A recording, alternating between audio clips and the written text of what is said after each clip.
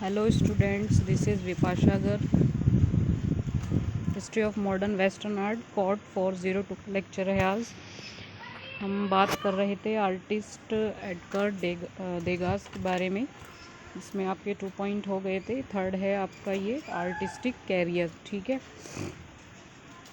1859 में फ्रांस लौटने पर देगा पेरिस के एक स्टूडियो में चले गए।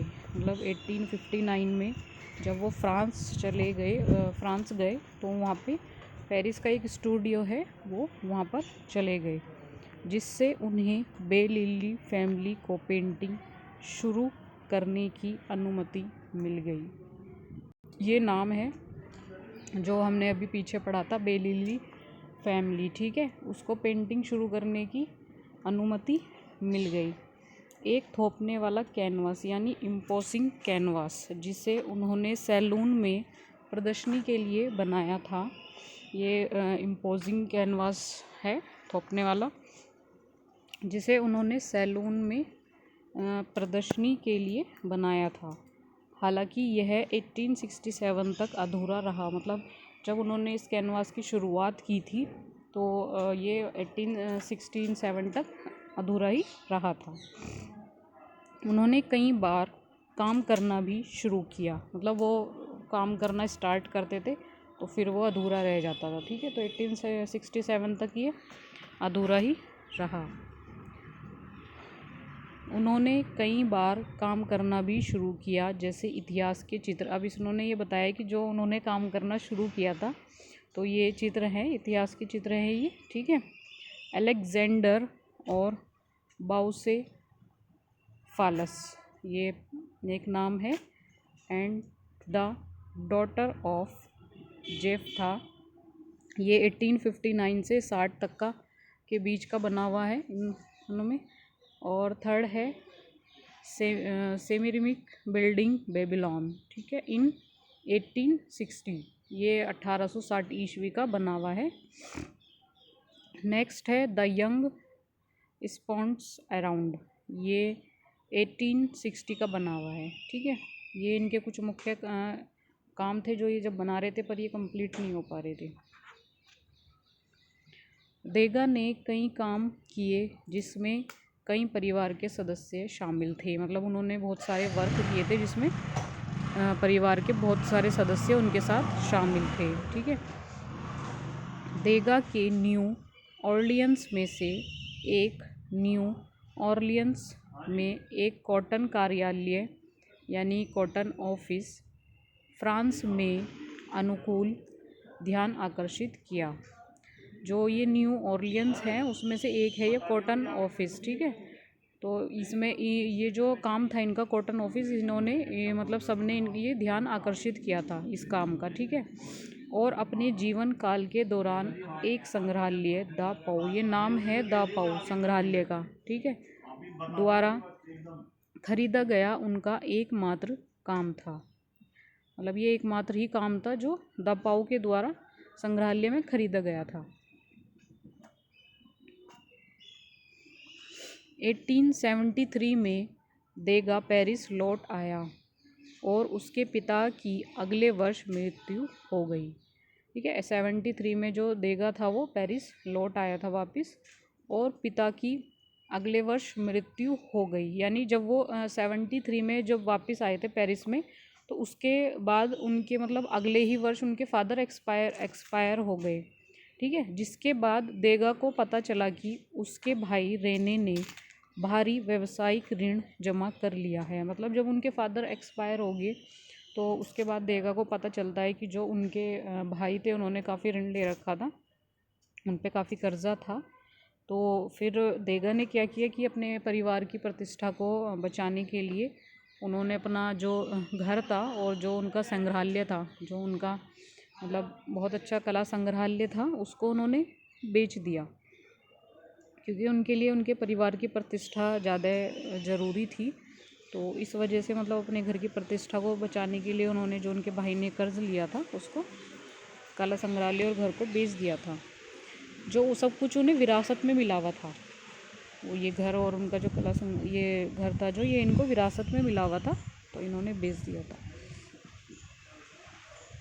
और अपने भाई के कर्ज को चुकाने के लिए पैसे का इस्तेमाल किया। मतलब जो उनके भाई का कर्ज था सारा, तो उन्होंने पैसे चुकाने के लिए मतलब कर्ज चुकाने के लिए उन्होंने पैसों का इस्तेमाल किया था। ठीक है, पीपीटी। आय के लिए अपनी कलाकृति की बिक्री पर अपने जीवन में पहली बार निर्भर करते हुए उन्होंने 1874 की शुरुआत में दशक के दौरान अपने सबसे बड़े काम का बहुत उत्पादन किया। मतलब जब उन्हें अपनी इनकम करनी थी तो आय के लिए जो उनकी कलाकृतियाँ थी, जो उन्होंने पेंटिंग्स बनाई थी, उनकी बिक्री पर वो जो अपने जीवन में उन्होंने मतलब अपने जीवन में पहली बार वो निर्भर हुए थे। तो उन्होंने 1874 की शुरुआत में दशक के दौरान अपने सबसे बड़े काम का उत्पादन किया। 1874 में याद रखना, जो उन्होंने अपने सबसे बड़े काम का उत्पादन किया था। सैलून के साथ अब तक निराश होकर वह इसके बजाय युवा कलाकारों के एक समूह में शामिल हो गया। यानी जो उनका सैलून था उसमें उसके साथ वे निराश होने के बजाय वे युवा कलाकारों के एक समूह में शामिल हो गए थे। ठीक है, मतलब निराश नहीं हुए थे वो, निराश होने के बजाय उन्होंने सोचा काम किया जाए। वो ग्रुप में युवा कलाकार अपनी इनकम के लिए, तो युवा कलाकारों के साथ वो शामिल हो गए थे। ठीक है, जो एक स्वतंत्र प्रदर्शन समाज का आयोजन कर रहे थे। मतलब जो वे युवा कलाकार थे, तो स्वतंत्र प्रदर्शन मतलब जो खुद से करते हैं, स्वतंत्रता से करते हैं। ठीक है, तो जो उस समाज का आयोजन कर रहे थे वो उनके ग्रुप में शामिल हो गए। समूह जल्द ही प्रभाववादियों के रूप में जाना जाने लगा। यानी जो समूह था, मतलब जो स्वतंत्र उसमें काम कर रहे थे जो समूह था, तो वो प्रभाववादियों के रूप में जाना जाने लगा था। ठीक है,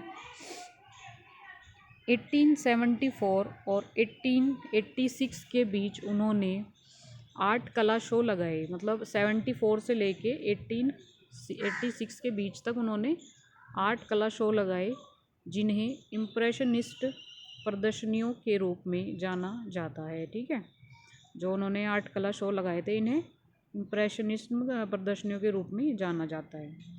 देगा ने प्रदर्शनियों के आयोजन में एक प्रमुख भूमिका निभाई। मतलब जो देगा हमारे आर्टिस्ट थे, इन्होंने प्रदर्शनियों का जब आयोजन हुआ था उसमें इन्होंने मुख्य भूमिका निभाई थी। और समूह में दूसरों के साथ लगातार संघर्ष के बावजूद सभी में अपना काम दिखाया। संघर्ष यानी ये कंटिन्यू काम में करते भी रहे, अपना काम में लगे रहे, और मतलब सभी के साथ मिलकर इन्होंने काम करवाया और अपने काम को प्रदर्शन भी किया। उनके पास मोनेट और समूह में अन्य परिदृश्य चित्रकारों के साथ बहुत कम थे, जिन्हें उन्होंने बाहर की पेंटिंग के लिए मजाक उड़ाया था।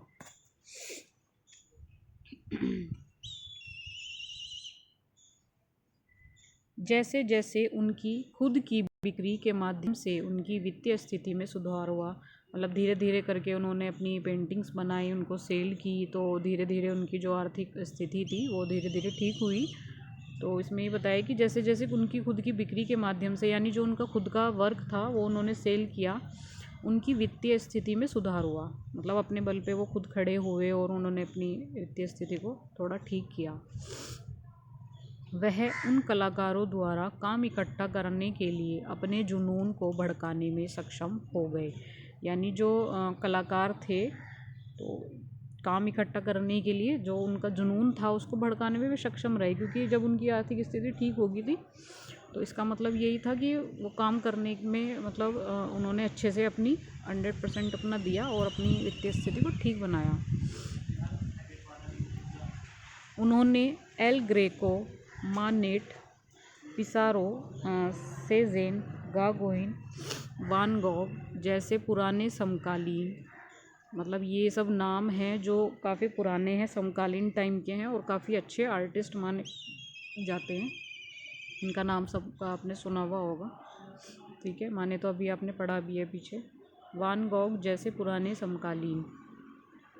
देगा ने फ़ोटोग्राफ़ी के लिए एक जुनून भी विकसित किया। मतलब फ़ोटोग्राफ़ी के लिए भी उन्होंने एक जुनून विकसित किया था, मतलब वो चाहते थे फ़ोटोग्राफ़ी में जाना।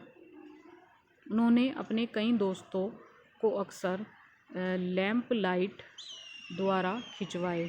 ठीक है, तो उन मतलब अपने जो उनके दोस्त थे उनके, तो उनके द्वारा उन्होंने फ़ोटो खिंचवाए थे। ठीक है, आज की वीडियो में इतना ही है, नेक्स्ट आगे डिस्कस करेंगे।